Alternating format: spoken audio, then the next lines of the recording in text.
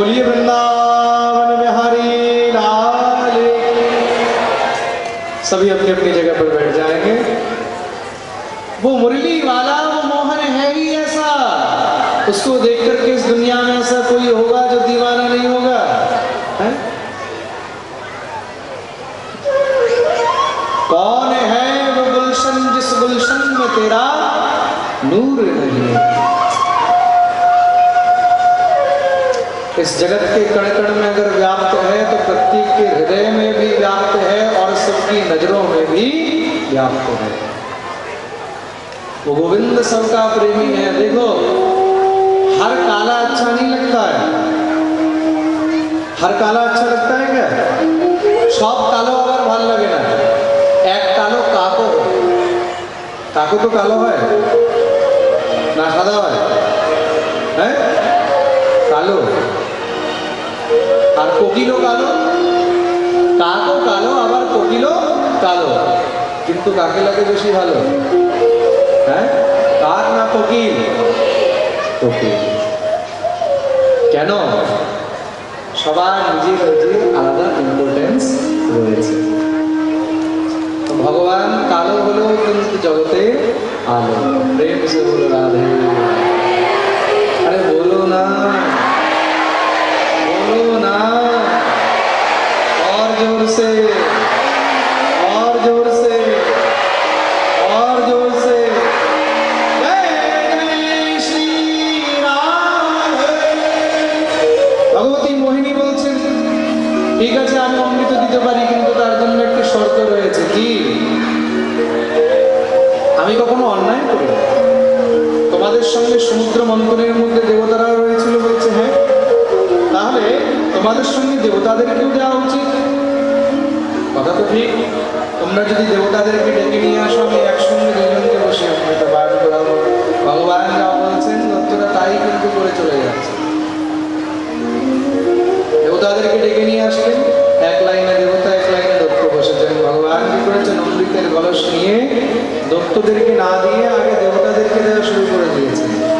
যখনই দেবতাদেরকে পান করাচ্ছে, দত্তদের মধ্যে হলচল শুরু হয়ে গেল। এই দেখ, এই দেখ, আমাদের কিছু দেবতাদেরকে দিচ্ছে। একজন বলছে, চুপ করে, তুই জানিস না আমাদেরকে বেশি ভালোবাসে তো তাই দিচ্ছে দেবতাদেরকে, কিন্তু দেখ তাকাচ্ছে আমাদের দিকে। দিচ্ছে দেবতাদেরকে আর তাকাচ্ছে আমাদের দিকে। একজন বলছে, আরে দূর, তুই তাও বুঝতে পারছিস নাকি? বলে আমাদেরকে বেশি ভালোবাসে তো, কেন সম্পর্কটা তো আমাদের সঙ্গে, তাই উপরে হালকা হালকা গুলো দেবতাদেরকে দিচ্ছে আর নিচের গাঢ় গাঢ় গুলো আমাদেরকে। ভগবান মনে মনে বলছে, দেখাচ্ছি তোদেরকে গাঢ় গাঢ়। ভগবান দেবতাদেরকে দিয়ে চলে যাচ্ছে, আর এদিকে অসুরদের মধ্যে সিংহিকার পুত্র বসে রয়েছে রাহু। সেই রাহু মনে মনে ভাবছে, দেখা গেল এই গাঢ় গাঢ় খাওয়ার চক্করে পাতলাটাও না যদি পায়, তাড়াতাড়ি করে সে দেবতার রূপ ধারণ করে দেবতাদের মধ্যে গিয়ে বসে গেছে। সূর্য চন্দ্রের মধ্যে গিয়ে বসতেই ভগবান সূর্যকে অমৃত পান করালেন। চন্দ্রমাকে দিয়েছেন। রাহুকে যখনই দিতে গেছে, সঙ্গে সঙ্গে চন্দ্রমার দৃষ্টি পড়লো। চন্দ্রমা হু হু হু করতে লেগে গেছে। ভগবান বললেন, কি হু করছো? সূর্য বলছেন, প্রভু এ তো অসুর। শুনতেই ভগবান তৎক্ষণাৎ চক্রের আবাহন করলেন, আর সুদর্শন চক্র দিয়ে তার মস্তক ছেদন করে দিয়েছেন। কিন্তু ততক্ষণে সে অমৃত পান করে নিল বলে তার মৃত্যু হলো না। সেই উপরের মাথাটা হয়ে গেল রাহু, আর নিচের দেহটা হয়ে গেল কেতু। এই দুটি গ্রহ। কিন্তু যখনই সবাই দেখতে পেয়েছে তো সাক্ষাৎ বিষ্ণু সব অসুররা তীর তলোয়ার নিয়ে দাঁড়িয়ে গেছে। মারো মারো মারো, এসেই ছলিয়া বিষ্ণু, কপটি বিষ্ণু আমাদের সঙ্গে কপট করেছে। ভগবান অমৃত পান করিয়ে দেবতাদেরকে বলবান করে দিয়েছেন। দেবতারাও নিজের নিজের অস্ত্র শস্ত্র নিয়ে যুদ্ধ আরম্ভ করে দিলেন। সেই যুদ্ধের মধ্যে সমস্ত দেবতাদের বিজয় হলো, আর দত্তদের পরাজয় হলো। এক একটি দত্ত সব মারা গেছে। স্বর্গে আবার দেবতাদের স্থান হয়েছে। এইদিকে দত্তগুরু শুক্রাচার্য কি করলেন? সমস্ত দত্তদেরকে নিয়ে পুনর্জীবিত করে দিয়েছে। ওই যে মৃত সঞ্জীবনী বিদ্যা প্রাপ্ত ছিল, দত্তদেরকে জীবিত করে তাদেরকে নিয়ে বিশাল বড় যজ্ঞ আরম্ভ করেছে। কোথায়? নর্মদার তটে ভৃগুকচ্ছ নামক স্থানে, যেখানে সমস্ত ভৃগুবংশী ব্রাহ্মণগণ রয়েছেন। সেইখানে সমস্ত সব ব্রাহ্মণদেরকে খুব করে দান ধর্ম করা হচ্ছে, বিশাল বড় যজ্ঞ করা হলো। আর সেই যজ্ঞের মধ্যে ব্রাহ্মণগণ রাজা বলিকে খুব আশীর্বাদ করছে, বলি তুমি ত্রৈলোক্য বিজয়ী হবে, তিনলোকে তোমার শাসন হবে। গুরু শুক্রাচার্য বলেন আক্রমণ করে দেওয়া স্বর্গের উপরে। যুক্তরাজ বলি বলছেন, প্রভু দেবতারা অমৃত পান করে অমর হয়ে গেছে, তাদেরকে কি আমরা পরাস্ত করতে পারবো? গুরু শুক্রাচার্য বললেন, এই সময় দেবতারাও তোমাদের সামনে টিকতে পারবে না। কেন? তারা বিজয় প্রাপ্ত করে অমৃত পান করেও ভগবানকে ভুলে গেছে। এখন দেবতারা কি করে? স্বর্গের মধ্যে সুরা সুন্দরীর মধ্যে লীন হয়ে গেছে, সুরা পান করে আর অপসরাদের নৃত্য দেখে। এই সংসারে জীব যদি সবকিছু পেয়ে সাধনের দ্বারা, নিজের তপস্যার দ্বারা, পরিশ্রমের দ্বারা যদি সবকিছু পেয়ে তারপরে ভগবানকে ভুলে যায়, তাহলে কিন্তু তার পতন অনেক শীঘ্রই হয়। তুমি মনে করবে আমার কাছে কোটি কোটি টাকা আছে, আমার কিছু হবে না, যা ইচ্ছা তা করবো। কোটি কোটি টাকা মহারাজ চলে যেতে 2 সময়ও লাগে না। জীবনে যখন কষ্ট আসবে, যখন দুঃখ আসবে, তখন সেই টাকা পয়সা তোমার কোনো কাজে লাগবে না, সব জায়গাতে রাখা থেকে যাবে। আর দত্তদের উপরে ব্রাহ্মণের আশীর্বাদ হয়েছে, ঋষি মুনিদের আশীর্বাদ হয়েছে। দত্তরা আক্রমণ করে দিলেন, দেবতারা পরাজিত হয়ে গেছে, সব এদিকে ওদিকে ছুটে বেড়াচ্ছে। দেবতাদের মা ভগবতী অদিতি নিজের স্বামী কশ্যপের কাছে গিয়ে কাঁদছেন, কেননা আমার এই পুত্রগণ সবসময় পরাস্ত হয়ে হেরে এদিকে ওদিকে চলে যায়, তা তাদের জন্য কি কোনো সমুচিত ব্যবস্থা হতে পারে না? এরকম কোনো উপায় হতে পারে না যে আমার গর্ভের থেকে কোনো বলবান পুত্র জন্মগ্রহণ করুক, আর সে এসে এখানে সেই দত্তদের থেকে সবকিছু আবার ছিনিয়ে নিয়ে বিজয় প্রাপ্ত করে দেবতাদেরকে ফিরিয়ে দেয়? এরকম কিছু হতে পারে না। কশ্যপ মুনি বললেন, সেটা সম্ভব তো রয়েছে, কিন্তু তার জন্য তোমাকে অনুষ্ঠান করতে হবে, তার জন্য তোমাকে পরিশ্রম করতে হবে। প্রভু আপনি বলুন, আমি সবকিছু করতে রাজি আছি। খুব সুন্দর উপদেশ করলেন অনুষ্ঠানে। কি অনুষ্ঠান? পয়ব্রত অনুষ্ঠানের উপদেশ করলেন। কোন সময় করা হয়? ফাল্গুনস্যালে পক্ষে দ্বাদশাহং পয়ব্রত। ফাল্গুন মাসের শুক্লপক্ষের দ্বাদশী তিথিতে, শুক্লপক্ষের প্রতিপদ থেকে নিয়ে দ্বাদশী তিথি পর্যন্ত দ্বাদশাহং পয়ব্রত, মানে 12 দিন পর্যন্ত এই ব্রতটা করা হয়। খুব মন দিয়ে শুনবেন। কিভাবে করা হয়? শুধুমাত্র দুগ্ধ পান করে। পয় মানে দুধ, তার জন্য এই ব্রতটাকে পয়ব্রত বলা হয়েছে। শুধু দুগ্ধ পান করে। কিছু বিশেষ নিয়ম রয়েছে, সেই নিয়মগুলোকে পালন করতে হয়। কিছু বিশেষ মন্ত্র রয়েছে, সেই মন্ত্রগুলোকে জপ করতে হয়। এই প্রকার সেই বিধির বিধান করলেন ভগবতী অদিতি। সেই বিধিবিধান সমস্ত সব মেনে সেই অনুষ্ঠান করলেন। সাক্ষাৎ ভগবান দর্শন দিয়েছেন। মা, আমি তোমার উপর অতি প্রসন্ন হয়েছে, কি চাও বলো। আপনারা একটু সামনের দিকে এগিয়ে আসুন, পিছনে অনেক ভক্তরা দাঁড়িয়ে রয়েছে, তাদের জন্য জায়গা হচ্ছে না। আপনারা একটু সামনের দিকে, মাঝে মাঝে যে খালি জায়গা আছে, গ্যাপ আছে, একটু এগিয়ে চলে আসুন। তাদের পিছনে যারা দাঁড়িয়ে আছে তারা যেন ভালো করে বসতে পারে। একটু একটু আপনারা এগিয়ে চলে আসুন সামনের দিকে। এদিকে ডান সাইডে যারা বসে আছে তারা একটু একটু এগিয়ে চলে আসুন। এদিকেও যে ভক্তরা আছে তারাও একটু সামনে এগিয়ে গেলে ভালো হয়। পিছনে ওদিকে অনেক ভক্তরা কিন্তু দাঁড়িয়ে এদিকে ওদিকে চলে যাচ্ছে, একটু একটু এগিয়ে চলে আসুন। বাঁ সাইডে আর ডান সাইডের ভক্তরা, অনেক জায়গা আছে, মাঝে মাঝে গ্যাপ, এগিয়ে চলে আসুন, আরো চলে আসুন। ভগবান প্রসন্ন হয়ে বলছেন যে, দেবী, হে মা, আমি অতি প্রসন্ন হলাম, বলো কি চাও। অদিতি বলছেন, মা যখন বলেছে তোমার মতন একটি ছেলে চাই। একদম সহজ রূপে বর চেয়ে নিলেন, কোনো প্যাচ নেই, কিছু নেই। তোমার মতন ছেলে চাই। আচ্ছা, একটা কথা বলুন তো, ভগবানের মতন ছেলে যদি পাওয়া যায়, তার থেকে উত্তম আর কিছু হতে পারে সংসারে? বলে, প্রভু তোমার মতন একটি ছেলে চাই। ভগবান হাসতে লেগেছেন। মা, তুমি যে বলছো আমার মতন ছেলে চাই, আমার মতন আমার কোথার থেকে আনবো? কেন? ভগবান তো ওয়ান অ্যান্ড অনলি, ভগবানের মতন তো দ্বিতীয় কেউ হতে পারবে না। তাহলে ভগবান বললেন আমাকে নিজেই তোমার ঘরে ছেলে হয়ে আসতে হবে, যাও, আমি কথা দিলাম আমি তোমার ঘরে পুত্র হয়ে আসবো। দেখতে দেখতে ভগবতী অদিতি গর্ভবতী হলেন, সময় এসে উপস্থিত। ভাদ্র মাসের শুক্লপক্ষ আর শুক্লপক্ষের দ্বাদশী তিথি, একদম মধ্যাহ্নের সময় মানে দুপুরে 12টার সময় ভগবতী অদিতির গর্ভের থেকে স্বয়ং ভগবান প্রকট হয়েছে। শ্রবণায়াম শ্রবণ দ্বাদশ্যাম মুহূর্তে অভিজিত প্রভু সর্বে নক্ষত্রতারাদ্যা চক্রস্তজ্জন্ম দক্ষিণম। যেদিন ভগবান অদিতির গর্ভের থেকে জন্ম নিয়েছেন সেই দিনটাকে আমরা বিজয়া দ্বাদশী বা শ্রবণা দ্বাদশীও বলে থাকি। ভগবান অবতীর্ণ হলেন, দেখতেই দেখতে 52 আঙ্গুলের হয়ে গেলেন, নাম হলো বামন। বলিয়ে বামন ভগবান কি, তার জন্য সেই দিনকে বামন দ্বাদশীও বলা হয়।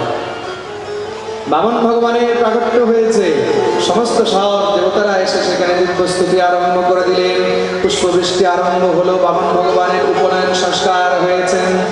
আর এবার বামন ভগবান রাজা বলির দ্বারে ভিক্ষা করতে যাচ্ছে। আমরা সবাই বামন ভগবানের দর্শন করব। আমাদের মধ্যে খুব সুন্দর বামন ভগবান আসছেন। আজকে সাক্ষাৎ ভগবান এমন রূপ ধারণ করেছে, যেই রূপ অচিন্তনীয়, কেউ ভাবতেও পারবে না। रूप वामन को बनायो बिहारी जी ने, रूप वामन को बनायो बिहारी जी ने, रूप वामन को बनायो बिहारी जी ने, रूप वामन को बनायो बिहारी जी ने। हाँ बिहारी जी ने,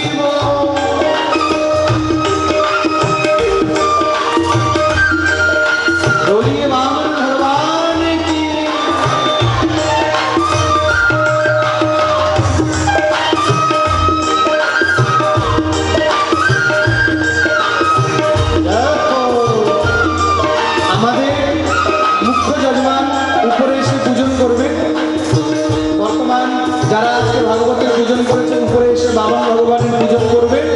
আর বাকি আপনারা নিজের জায়গাতে বসে থাকবেন, কেউ সামনে আসবে না পূজনের জন্য।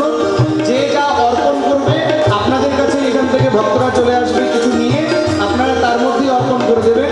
বামন অবতারের মধ্যে কেউ আসবে না, কেন দেখুন পাঠের মধ্য সময় খালি এখানে 2-4 জন এসে পুজো করে নেবে।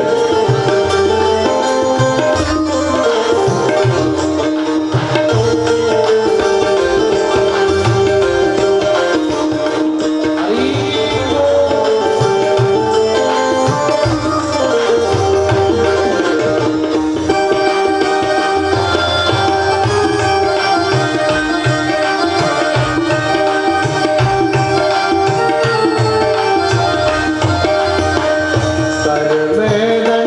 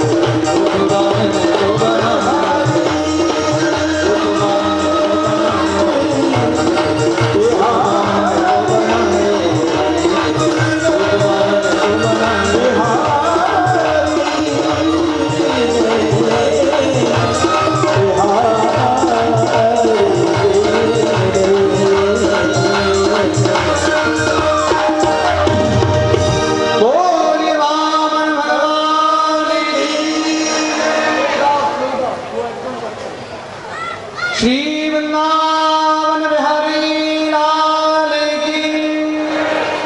दिव्य বামন অবতারের এখানে বর্ণন শ্রবণ করানো হলো। সবাই নিজে নিজে জায়গাতে বসে যাবেন।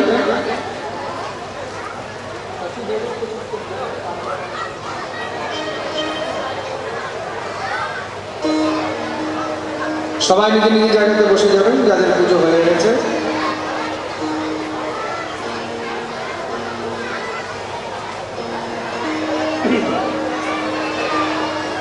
বামন ভগবান রাজা বলি দ্বারে এসে উপস্থিত হলেন। এখন আর কাউকে উপরে আসতে দেবে না, যাদের হয়ে গেছে হয়ে গেছে।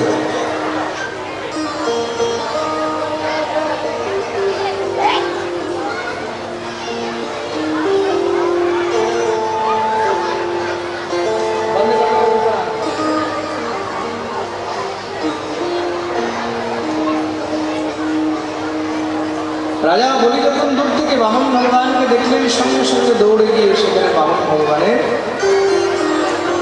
চরণে উপস্থিত হয়েছে।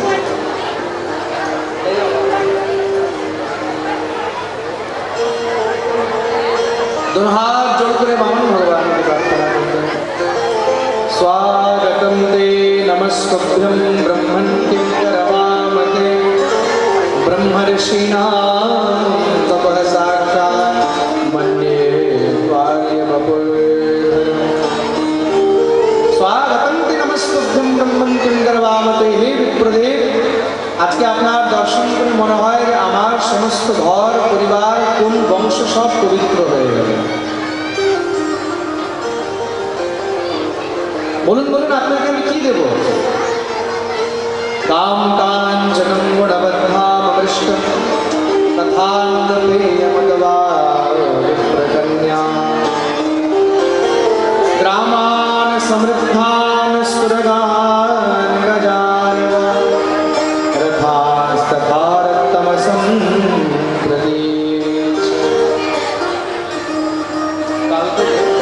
কিছু একটা ব্যবস্থা রাখবে যেন দুইজন এক দুজন মাঝখানে চলে যায়, এরকম সময় আসলে অসুবিধা। ঠিক আছে না?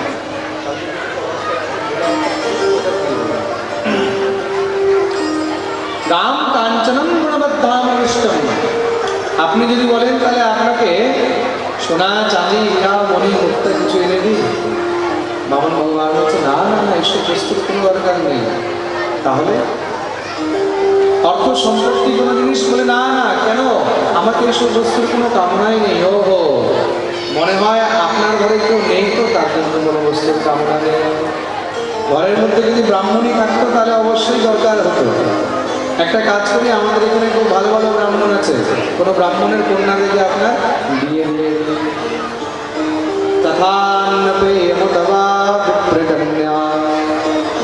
কেন? যখন ঘরের মধ্যে ব্রাহ্মণী আসবে তখন ব্রাহ্মণী ডিমান্ড হবে, বলে লিপস্টিক চাই, পাউডার চাই, ক্রিম চাই, তখন এবার পণ্ডিতজিকে দৌড়াতে হবে বলে। কোনো যদি প্রয়োজনই না হয়, কেউ যদি ঘরের মধ্যে উপভোগ করার না থাকে তাহলে বস্তুর কোনো দরকার হবে না। আর ঘরের মধ্যে যদি প্রয়োজনীয় মনুষ্য থাকে, মানুষ থাকে, তখন বস্তুর দরকার হবে। সঙ্গে সঙ্গে বামন ভগবান বলছে রাম রাম রাম, কি বলছো তাকে? আমি ব্রহ্মচারী মানুষ, আমি মায়ার মধ্যে পড়তে চাই না। তাহলে বলে আমি তো ঘুরে বেড়াই, একটা কাজ করি, তাহলে আপনাকে একটা রথ দিয়ে দিই, রথের মধ্যে বসে আসলে করতে থাকবেন। না না, আমাকে তাহলে প্রয়োজন। তাহলে বলে যদি দিতেই হয় রাজন, তাহলে পদানি ত্রিণি দত্তম মে সংবিদান। বেশি কিছু নয়, আমাকে শুধু 3 পক ভূমি দিয়ে দাও। এই বাচ্চারা এত চিল্লাচ্ছে, এখানে কেউ খালি করছে না, ভিতর থেকে একদম বাইরে বার করে দাও যারা এখানে ভালো চিল্লা করছে।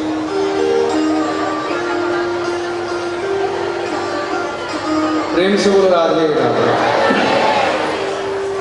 তাহলে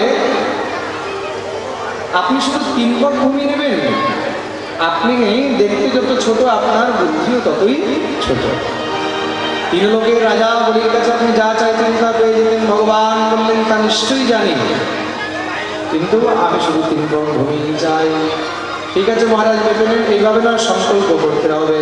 সঙ্গে সঙ্গে গুরু শুক্রাচার্য বসে ধ্যান করে দেখছিলেন কে আমার শিষ্য এত কিছু দিতে যাচ্ছে কিন্তু নিতেই চায় না। যখনই চোখ বন্ধ করে ধ্যান করে দেখেছে সামনে দেখছে সাক্ষাৎ ভগবান শ্রীহরি, দৌড়ে এসে উপস্থিত হলেন। রাজাকে বলছেন, এসো নৈরোচনী সাক্ষ ভগবান বিষ্ণুরাব্যয়ঃ তস্য বোধিতের জাত দেবানাং কার্যসাধকঃ। তুমি চিনো না রাজন, এই সাক্ষাৎ ভগবান বিষ্ণুর অবতার, তোমার কাছে 3 বক ভূমির জায়গায় তোমার সর্বস্ব হরণ করে নিয়ে চলে যাবে, একে কিচ্ছু দেবে না। রাজা বলি বলছেন, গুরুদেব যদি আপনি জেনে নিয়েছেন, যদি আপনি বুঝে গেছেন যে সাক্ষাৎ ভগবান, তাহলে জেনেও আপনি মানা করছেন যে ভগবানকে কিছু দিও না।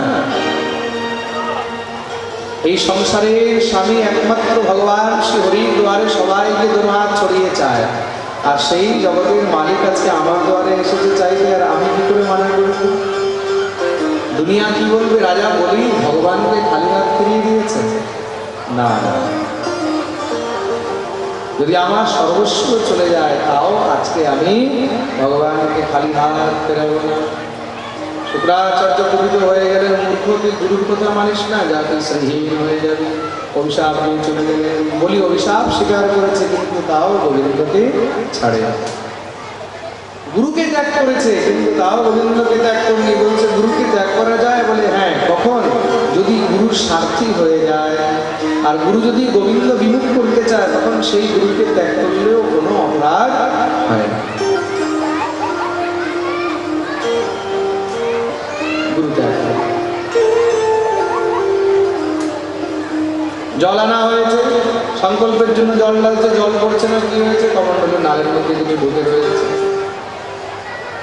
ভগবান বললেন, মনে হয় কিছু আটকে গেছে, বলি পরিষ্কার করে দাও। বলি বলতেন, প্রভু আপনি করবেন না। কুষা একটি আসন থেকে বার করলেন, সেই কুষা দিয়ে যখন খোঁচা মেরেছে, শুক্রাচার্য সূক্ষ্মরূপ ধারণ করে কমণ্ডলের নালের মধ্যে ঢুকে বসেছিলেন। চোখ পেড়ে পেড়ে দেখছে বাইরে কি হবে, সঙ্গে সঙ্গে একটি চোখের মধ্যে গিয়ে লাগতেই সেই চোখ গোবিন্দায় নমঃ, সেখানেই এক চোখ কানা হয়ে গেল। কানতে কানতে বাইরে বেরিয়েছে, আমাকে কানা করে দিলে, কানা করে দিলে, কানা করে দিলে। ভগবান বলছে, আরে তুমি তো খুব রাগারাগি করে এখান থেকে খুব ভালো ভালো চলে গেছিলে, আবার মাঝখানে ঢোকার দরকার কি ছিল? শুক্রাচার্য বলছে, আমি ভাবলাম আমার চেলার যদি সর্বস্ব শেষ হয়ে যায়, তাহলে আমার দক্ষিণা তো কমে যাবে। গুরুর মনে লোভ এসে গেছে, চেলার যদি সম্পত্তি কমে যায়, তাহলে আমার দক্ষিণার পার্সেন্টেজ কমে যাবে। যেই চেলা আজকে আমাকে 10,000 দিচ্ছে প্রণাম করে, প্রণামী কালকে 1000 চলে আসবে। প্রেম সে বলো রাধে রাধে। তাই আমি দানের মধ্যে করতে গেছিলাম মানা, ভগবান বললেন তবেই তো আমি তোমাকে করে দিলাম কানা। এই সংসারে দান ধর্মের মধ্যে যারা মানা করে, টিকা টিপ্পনি করে, রোগ টোক করে, ভগবান তাদেরকে এইভাবেই কানা করে দেয়। তার জন্য যদি কোথাও দান ধর্ম হয়, মাঝখানে কখনো কোনো বাধা দিতে নেই।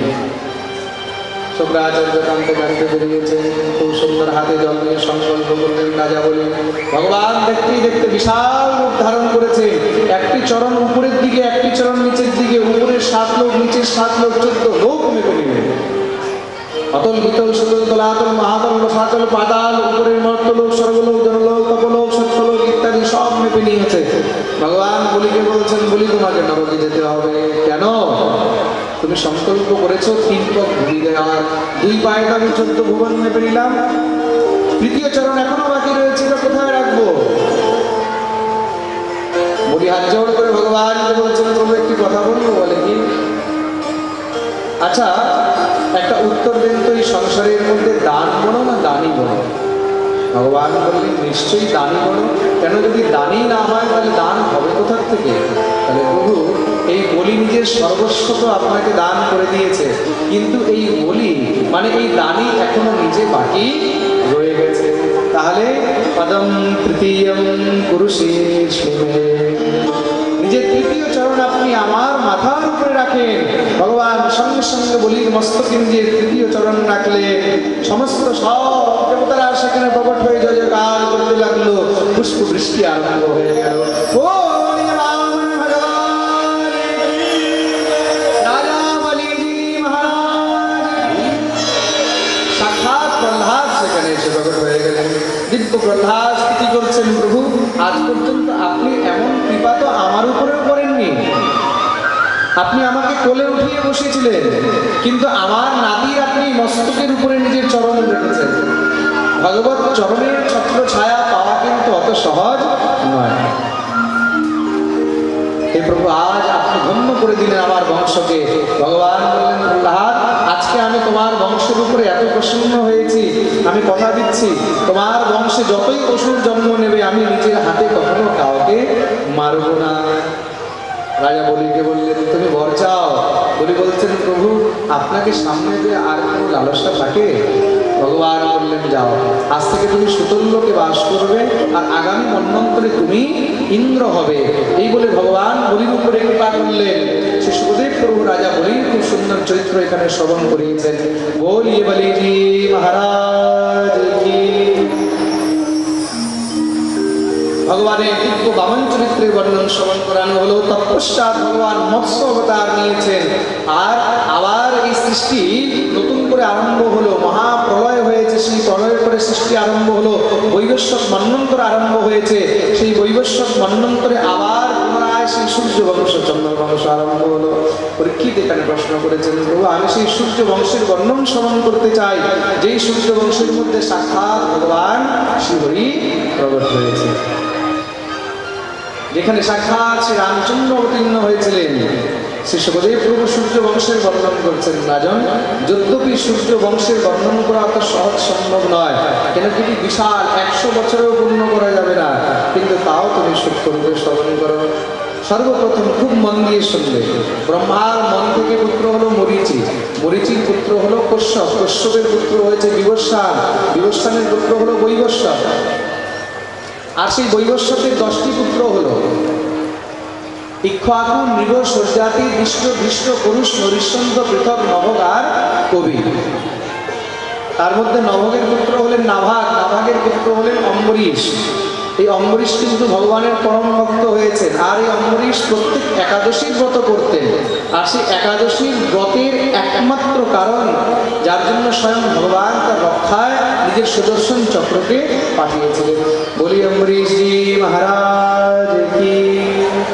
সে অম্বরীশের বংশে পরম প্রতাপী রাজা হলেন বাহুক, বাহুকের পুত্র হয়েছে সগর, সগরের পুত্র হলেন অংশুমান, অংশুমানের পুত্র দিলীপ, দিলীপের পুত্র হলেন ভগীরথ। এই সেই ভগীরথ যে পরম পাবনী পতিত পাবনী গঙ্গাকে তপস্যা করে নিয়ে এসেছেন, তার জন্যই গঙ্গার একটি নাম হল ভাগীরথী। বলি ভগবতী ভাগীরথী मैया শ্রী গঙ্গা मैया। সেই ভগীরথীর বংশে পরম প্রতাপী রাজা হলেন খটবাঙ্গ, তার পুত্র দীর্ঘবাহু, তার পুত্র হলেন রঘু। এই রঘুই সেই যায়, তার থেকেই চোপাই বেরোলো। রঘুকুল রীতি সদা চলিয়াই, প্রাণ যায় পর বচন যায়। রঘুর পুত্র হলেন অজ, অজের পুত্র হলেন দশরথ। দশরথের 3টি রানী হলেন, 3টি রানী থেকে কৌশল্যা, কৌকেয়ী আর সুমিত্রা, একেই সুমিত্রা। 3টি রানীর গর্ভের থেকে স্বয়ং ভগবান 4টি কুমার রূপে অবতীর্ণ হলেন। নাম হল কি? রাম, লক্ষ্মণ, ভরত আর শত্রুঘ্ন। বলি রামচন্দ্র ভগবান। শ্রী রামচন্দ্রের জন্ম হয়েছে, বড় হলেন, গুরুকুলে বিদ্যা অধ্যয়ন করেছেন, সেখান থেকে ফিরে আসলেন। বিশ্বামিত্র চেয়ে নিয়ে গেলেন রাম লক্ষ্মণকে, সেখানে রাস্তায় তারকার উদ্ধার করেছেন, যজ্ঞে রক্ষা করলেন। বিশ্বামিত্রের সঙ্গে মা সীতা স্বয়ং মরে গেছেন, সেখানে গিয়ে ধনুষ যজ্ঞের মধ্যে ধনুষ ভঙ্গ করে সীতাকে ভগবান বিবাহ করে নিয়ে আসলেন। ভগবান শ্রী রামের রাজ্যাভিষেকের তৈয়ারি চলছে, কিন্তু সে সময় কইকেয়ী মন্ত্রার কথা শুনে 2টি বর চাইল। প্রথম বরে কি ভরতের রাজ্যাভিষেক, আর দ্বিতীয় বরে রামের 14 বৎসরের বনবাস। ভগবান স্বীকার করলেন, পিতার বাক্য পালন করার জন্য এখানে পুত্র বনে গেছে। আর এই নজির কখনো দেখা যাবে? আমার বাবা কথা দিয়েছে আর সেটাকে আমি মানব? আরে বাবা দিয়েছে দিয়েছে, আমি তো দিইনি, কিন্তু বাবা কথা দিয়েছে শ্রীরাম, সেটা মেনে বনে চলে গেল। শ্রীরামচন্দ্র বনে গেছেন, সঙ্গে লক্ষ্মণ সীতাও গেলেন। রামের বিরহে সেখানে দশরথের প্রাণান্ত হলো। ভরত তখন নিজের মামার বাড়িতে ছিলেন, খবর পেলেন, সঙ্গে সঙ্গে শ্রী ভরতজি মহারাজ এসেছেন, পিতার অন্তিম সংস্কার করলেন। ভরত আজকে এত লজ্জিত হয়ে রয়েছে নিজের মায়ের জন্য। ভরত আজ থেকে নিজের মাকে মা বলাই ছেড়ে দিয়েছে। কৈকেয়ী যেই সুখের জন্য ভরতকে রাজা বানাতে চাইতো, আজকে কৈকেয়ী নিজের পুত্রকে হারিয়ে ফেলল। শ্রীরামকে বন থেকে আনতে গেছে ভরত, আমার জন্য আজকে আমার বড় ভ্রাতাকে যেতে হবে। শ্রীরাম আসতে মানা করে দিলেন, ভরত আমি কথা দিয়েছি, পিতার বাক্য আমি পালন করব, যাও তুমি গিয়ে অযোধ্যা রাজ্য সামলাও। ভরত কাঁদছে, দাদা কান ছাড়া তো এই অযোধ্যা অনাথ, যদি রঘুনাথ না থাকে তাহলে অবধকে দেখবে। রাম বললেন, ভরত জীবনের মধ্যে যখন প্রারব্ধ হয় তখন সেই প্রারব্ধকে ভোগ করে নেওয়া উচিত। 14 বৎসরের বনবাস পেয়েছি, এই বনবাস যদি ভোগ না করি তাহলে আমাকে আবার বনে আসতে হবে। নিজের চরণ পাদুকা সেখানে দিয়েছেন ভরতকে, যাও তুমি এগুলো কিনবে। ভরত সেই চরণ পাদুকা নিয়ে এসে অযোধ্যা রাজগদ্দিতে রেখেছেন, আর নিজে সরজুর তটে নন্দী গ্রামের মধ্যে সেখানে পর্ণকুটি বানিয়ে থাকতেন। এই হলো ভারতবর্ষ, যেই ভারতবর্ষের মধ্যে 14 বৎসর পর্যন্ত কোনো মনুষ্য রাজত্ব করেনি। কোনো মনুষ্য রাজত্ব করেনি। কে রাজত্ব করেছে? একমাত্র খড়ম রাজত্ব করেছে, খড়ম পায়ের পাদুকা। আর আজকে সেই গদ্দির জন্য, সেই রাজত্বের জন্য একজন আরেকজনের রক্তের পিপাসু হয়ে রয়েছে। আমরা দেখছি যারা রাজগদ্দিতে বসে রয়েছে তারা আনন্দে আছে, তাদের কোনো ফরাক পড়ছে না। এসি গাড়িতে ঘুরছে, বড় বড় মন্ত্রণালয়ে ঘুরছে, হেলিকপ্টারে ঘুরছে, তারা হাওয়াই জাহাজে উড়োজাহাজে ঘুরছে, খুব ভালো মন্দ খাচ্ছে, পয়সা কামাচ্ছে। আর সেই রাজতন্ত্রের জন্য মরছে কারা? আমাদের মতন সাধারণ মানুষ। আমরা পার্টিবাজি করে মরছি, একজন আরেকজনকে মেরে ফেলছি, একজন আরেকজনকে কেটে ফেলছি। এটাতে কি লাভ হলো? কখনো বিচার করেছে? এই পার্টিবাজির জন্য, এই রাজনীতির জন্য একজন যে আরেকজনকে মেরে দিচ্ছে, তার পিছনে তার একটি ঘর রয়েছে, পরিবার রয়েছে। সে যে ঘর থেকে বেরিয়েছে সেখানে পিছনে তার স্ত্রী, তার সন্তান, তার মা বাবা হয়তো তাকিয়ে রয়েছে, ছেলে আসবে, তাকে মেরে ফেলা হবে, তার পুরোটা পরিবারই সেখানে নষ্ট হবে। কখনো বিচার করে দেখবে যারা এই প্রকার এই নিন্দনীয় কর্ম করে, যদি তাদের সঙ্গে এরকম হয়, যদি তাদেরকে এইভাবে মেরে ফেলা হয়, তখন তাদের ঘরে সেই পরিবারের লোকদের কিরকম কষ্ট হবে। আমরা পরের উপরে অত্যাচার করতে কখনো ভাবি না, কিন্তু যখন সেটা আমাদের উপরে হয় তখন সহ্য হয়। এই সংসারে যার কাঁটা লাগে না, সেই কাঁটা লাগার ব্যথাটা সেই বুঝে। যার কখনো কাঁটা লাগেনি সে কিন্তু তার ব্যথা বুঝবে। উধো যাকে কাঁটো লাগে ওই জান। জীবনে যতক্ষণ পর্যন্ত কষ্ট আসবে না, দুঃখ আসবে না, বুঝতে পারবে না। আমি কারোর হাত কেটে দিলাম রেগে, নিজের স্বার্থের জন্য, পার্টির স্বার্থের জন্য কার একটা হাত কেটে দিলাম, কিন্তু যতক্ষণ পর্যন্ত আমার হাত কাটা পড়বে না ততক্ষণ আমি সেই কষ্ট বুঝতে পারবো না। এই রাজতন্ত্রের জন্য, রাজনীতির জন্য আমরা একজন আরেকজনকে মেরে চলছি। যাদের জন্য আজকে আমরা ঝগড়া করছি, কালকে দেখবে তারা এক থালার মধ্যে বসে খাচ্ছে, এক গ্লাসের মধ্যে তারা জলপান করছে, এক বোতলের থেকে তারা ভাগাভাগি করছে। আমরা কার জন্য করছি? ভুলে যাও। এই রাজনীতি, এই রাজতন্ত্র সাধারণ মানুষের জন্য নয়। গণতন্ত্রে রয়েছে ভোট দেয় আমাদের কাজ, ভোট দেবো, বাস হয়ে গেছে কাজ। আমরা কেন কোনো পার্টির ঝান্ডা নিয়ে ঘুরবো? কোনো প্রয়োজনই নেই। একজন আরেকজনকে সবসময় ভালোবাসা দাও, প্রেম দাও। কেউ কোনো পার্টি করছে, আমার কি ফরাক করে? যার যাকে ভালো লাগে সে সেখানে যাবে, তার জন্য আমি তার সঙ্গে ঝগড়া করবো, মারামারি করবো? কখনো নয়। जोत से जोत जलाते चलो, प्रेम की गंगा बहाते चलो, राहों में आए जो दीन दुखी उनको गले से लगाते चलो। কেন কার সঙ্গে ঝগড়া করবো? কেন কার সঙ্গে মারপিট করবো? যার সঙ্গে করছি শুধুমাত্র নিজেকেই দোষী করছি। लाभ কিছু হচ্ছে। प्रेम से बोलो राधे, बोलो ना, बोलते नहीं, और जोर से, और जोर से, और जोर से, दोनों हाथ ऊपर करके जय श्री राधे। जनक नंदिनी श्री जानकी हरण হলো, খুঁজতে খুঁজতে ভগবান লঙ্কায় গেলেন, সেখানে রাবণের উদ্ধার করে সীতাকে মুক্ত করে নিয়ে এসেছেন। ভগবান শ্রী রাম আর সীতার দুটি সন্তান হলো লব আর কুশ। প্রত্যেক ভাইয়ের ঘরেই দুই দুটি করে সন্তান রয়েছে। ভরতের স্ত্রী মান্ডবী, শত্রুঘ্নের স্ত্রী শতকীর্তি আর লক্ষ্মণের স্ত্রী উর্মিলা। দো দো শত সব ভ্রাত দুই দুটি করে সন্তান প্রত্যেক ভাইয়ের ঘরে হলো। গোস্বামী তুলসীদাসজি এখানেই রামকথাকে বিশ্রাম করেছেন। তিনি কিন্তু সীতার বিয়োগ বর্ণন করেনি, মানে লবকুশ কাণ্ড তিনি লেখেননি, কিন্তু বাল্মীকি রামায়ণের মধ্যে 8টি কাণ্ড রচনা হয়েছে। এই প্রকার সে রামচরিত্রকে এখানে পূর্ণ করা হলো। ভাগবতের মধ্যে রামচরিত্র খুব সূক্ষ্ম রূপে রয়েছে। দেখুন, রামচরিত্র কোনো 10 মিনিট 15 মিনিট আধা ঘন্টায় শোনার বস্তু নয়, তার জন্য 9 দিনের সময় দরকার। ভগবত কৃপা হলে আমরা অবশ্যই কখনো না কখনো রামকথা শুনব। এই ব্যাসপীঠ থেকে আমি আজকে বলে যাচ্ছি, হতে পারে অতি শীঘ্রই রামকথাও আমরা এখানে বসে শ্রবণ করব।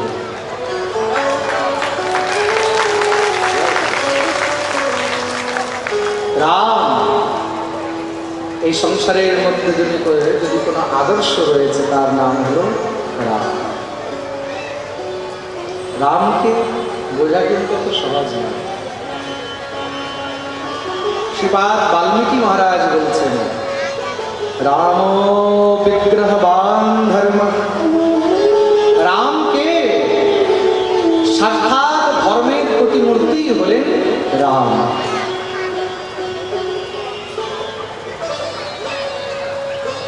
রামের মতন পিতা হয় না, রামের মতন পুত্র নেই, রামের মতন ভাই নেই, রামের মতন বন্ধু নেই, রামের মতন সখা নেই, রামের মতন ভক্ত নেই। রাম হলো একমাত্র এই জীবনের আদর্শ। পিতার জন্য পুত্রের কি কর্তব্য যদি সেটা জানতে হয়, তোমাকে রাম চরিত্র জানতে হবে। পুত্রের প্রতি পিতার কি দায়িত্ব, যদি সেটা জানতে চাও, রাম জানতে হবে। ভাইয়ের প্রতি ভাইয়ের যে কি প্রেম, যদি সেটা জানতে চাও, তাহলে রামকে জানতে হবে। স্ত্রীর প্রতি স্বামীর কি দায়িত্ব, যদি সেটা জানতে চাও, তাহলে রামকে জানতে হবে। সীতাকে যদি 12 বছর বনবাস দিয়েছে, তাহলে আমার রাম কিন্তু একদিনও বিছানায় ঘুমায়নি। রাম মাটিতে ঘুমিয়েছে। কেন? জনক নন্দিনী,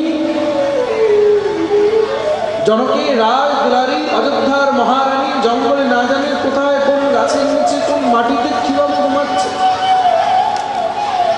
রাম কি করে শুয়ে রাখবে? রাম নিজেও মাটিতে ঘুমাচ্ছে। 12 বৎসর পর্যন্ত শ্রীরাম অন্ন গ্রহণ করেননি। কেন? সীতা জঙ্গলে আছে, সেখানে কিছু খেয়েছে কিনা, কিছু দেখেছে কিনা, কোনো সুখে আছে কিনা, রাম তার জন্য জল পর্যন্ত গ্রহণ করে। এটা কেউ জানত না।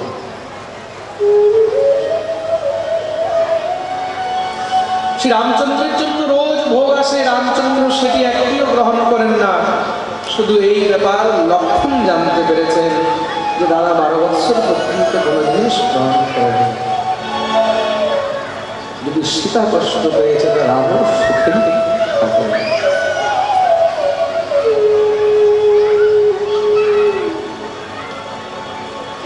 পতির কি দায়িত্ব? লবকুশকে পেয়ে রাম তাদেরকে সঙ্গে সঙ্গে নিজে বাহুতে ধরে নিয়েছেন। পিতার কি দায়িত্ব? বন্ধুত্ব করেছেন সুগ্রীবের সঙ্গে, তার জন্য বালিকে মেরে দিলেন। বন্ধুত্বের কি দায়িত্ব, যদি সেটা জানতে হয়, তাহলে রামকে জানতে হবে।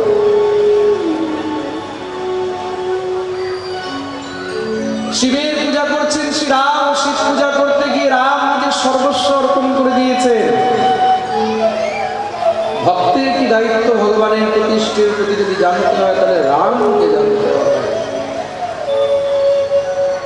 আর সেই রামের সঙ্গে যদি কেউ বৈরতা করে, সেই রামকে যদি কেউ নিন্দা করে, সেই রামকে যদি কেউ কটু ভাষা বলে, তখন মনে হয় যে এই আত্মাটা বেরিয়ে যায়। রাম হলেন ভারতের আত্মা,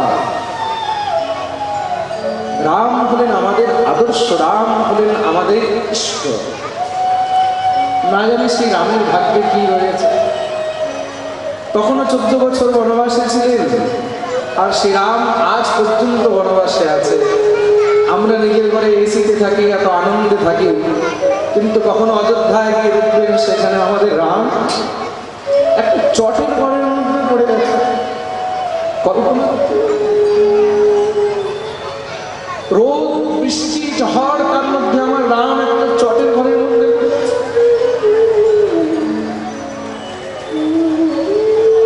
ধিক্কার আমার এই হিন্দু ধর্মকে, যে ধর্মের মধ্যে আমি আমার রামের জন্য একটা ঘর তৈরি করতে পারছি না, যেখানে তার জন্ম হয়েছিল।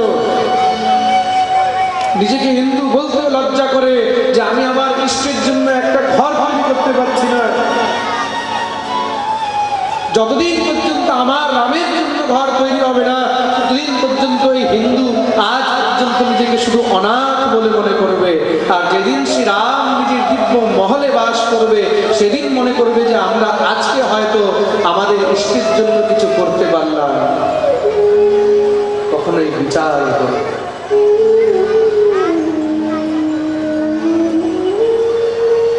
রাম কোনো সাধারণ নয়। যেখানে রাধা মাধব এক জায়গায় বসে রয়েছে, তাই হলো রাম। বলিয়ে রাজা রামচন্দ্র ভগবান।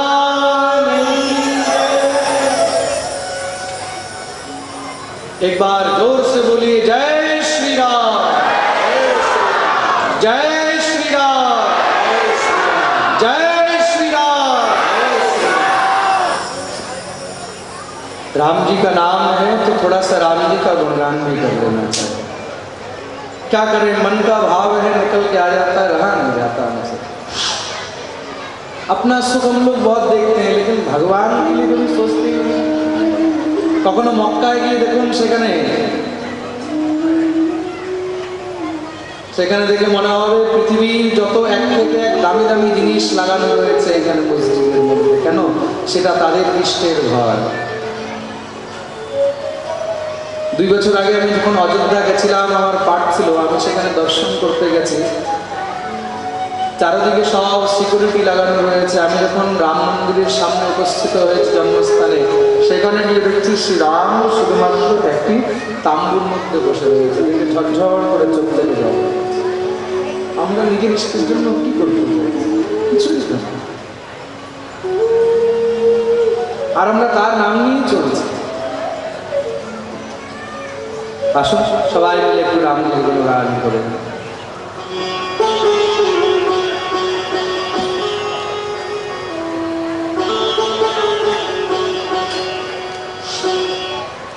तेरी मर्जी का मैं हूँ गुलाम,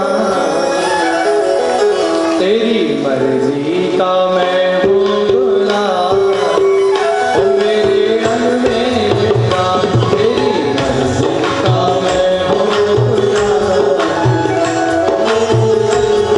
मेरा मर्जी का मैं हूँ गुलाम, ओ मेरे अलविदा, तेरी मर्जी का मैं हूँ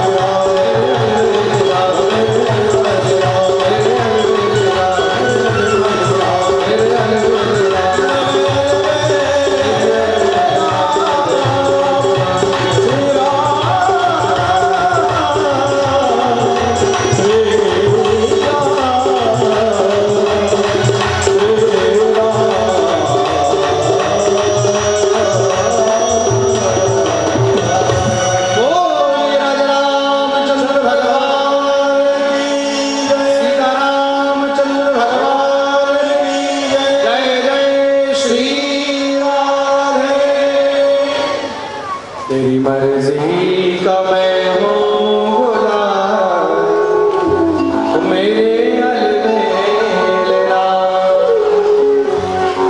শ্রী সুখদেব প্রভু এখানে শ্রী রামচরিত্রকে বিশ্রাম দিলেন।